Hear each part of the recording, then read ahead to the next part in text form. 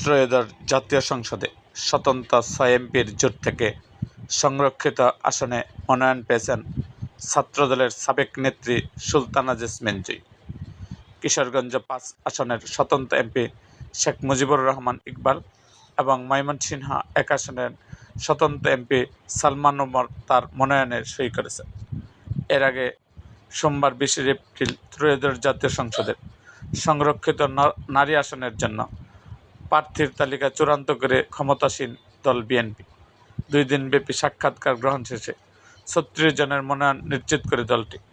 এদিকে সন্ধ্যায় জামায়াত এনসিপি জোটের নির্বাচনী ঐক্যের প্রার্থী তালিকা চূড়ান্ত প্রকাশ হয়। সেখানে চূড়ান্ত তালিকা অনুযায়ী সংরক্ষিত নারী আসনের ১৩ প্রার্থীর মধ্যে জামায়াত থেকে ৮ জন এবং অন্যান্য শরিক দল ও বিশেষ ক্যাটাগরি থেকে ৫ জন মনোনয়ন পেয়েছেন। উল্লেখ্য, ১২ ফেব্রুয়ারি নির্বাচনে বিজয়ী স্বতন্ত্র ৭ এমপি বিএনপির রাজনীতির সঙ্গে যুক্ত ছিলেন। তবে স্বতন্ত্র এমপিদের জুটে নেই ব্রাহ্মণবাড়িয়া ২ আসন থেকে নির্বাচিত ব্যারিস্টার রুমিন ফারহানা।